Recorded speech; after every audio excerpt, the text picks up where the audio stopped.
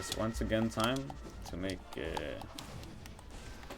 give my best efforts to my cable for my controller. Anyway, as I said, my best efforts to beat Pantheon 5 with all bindings. Ooh, advanced strats that are taking damage. It's a form of RNG manipulation. Most average players wouldn't know about it, of course. So if you don't know that, it means you're a filthy casual. Of course, continuing to take damage, just making the RNG better. Once again there, advanced taking damage strat, acting like there's gonna be healing and then taking damage. Seemingly unnecessarily, but any intellectual would know better than to say such foolish things. Thank God they didn't jump. I mean, planning to, that's my RNG manipulation, you know. Making sure they scream instead of charging there when I need it. Ooh! Perfect! Perfect fight. Look, no health taken even. Voila. Only took a little above average time, but you know, RNG manipulation. If anything seems off to you, just remember that I am the professional and you're but a student to my lecture, and you shouldn't question me because I'm of course smarter than you and better. That'd be cool. Thank you. If you wouldn't comment on my skills, but rather comment on my character. Please do not focus on my abilities to perform, rather the effort that I put in. Just the effort, please. It might not be looking like I'm going very well, but I'm trying, okay? The effort's there. Anyway. So yeah, guess I should continue making this series my journal and just talk about what I've been doing today. First of all, school, continuing my technique fair, and we're working on a fun little game inspired by Bloons Tower Defense, just like a tower defense game. Nothing to do with Bloons, really. There's nothing Bloons. It's just a tower defense game, except it's got physical pieces. Oh man, I saw it happening. I just didn't see it fully.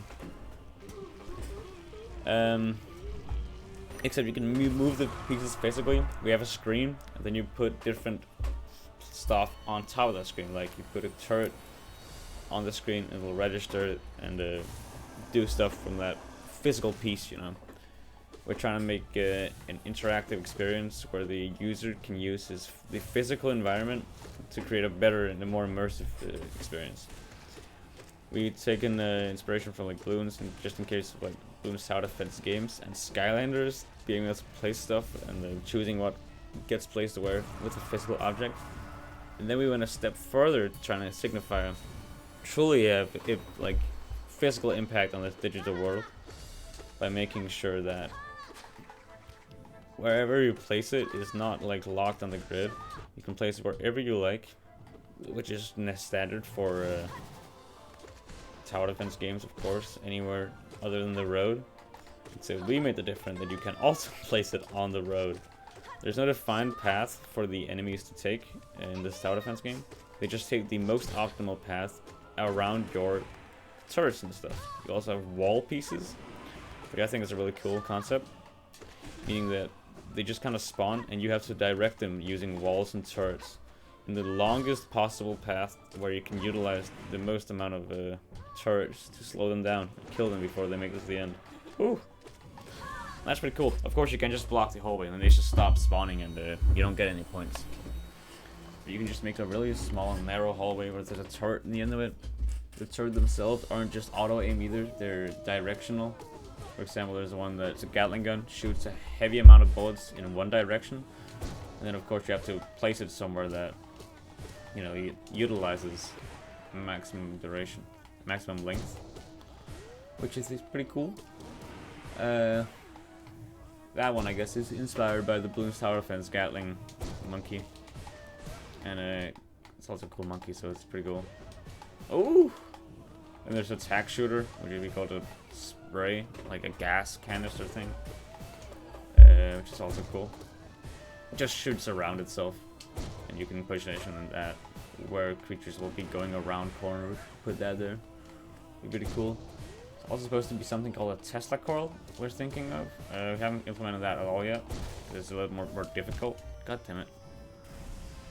But its concept is that you put 2 towers on different spots, and then it'll be like electric current between these 2, maybe like a laser, which will damage enemies as they pass it.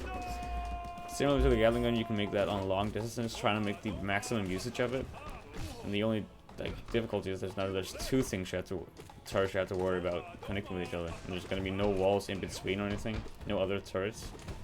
But other than that, it's like infinite pierce. And it's not limited to projectiles like the Gatling gun is. It's like actual bullets it's shooting.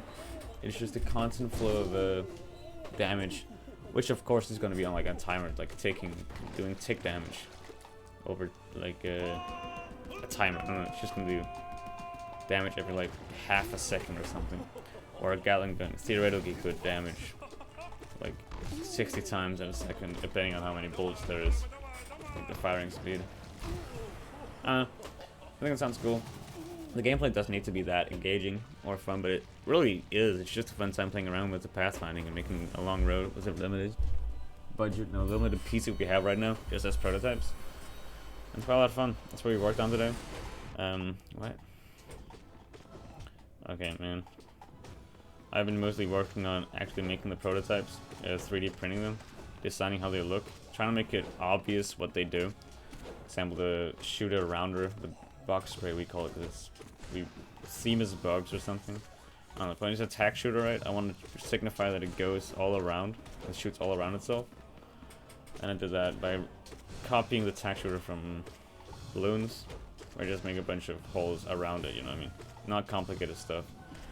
Now this is not actually completely true to what the thing does. It merely makes just a cloud around it.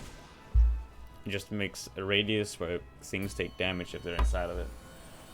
But even if people think it's going to shoot out of all the projectiles around it, they'll still be putting it in areas where both will work.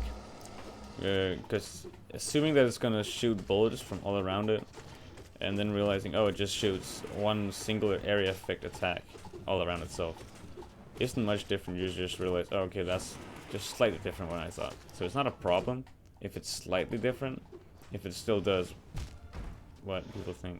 I knew that was going to happen. I just didn't bother accepting it. I had no respect for that fight. I was just, I'll heal. Oh, he's jumping. He usually jumps on top of you. Like the path, just what he does. But meh, not this time. I was wrong. Oh yeah, my videos haven't been too great recently. Guess I'll work on that later.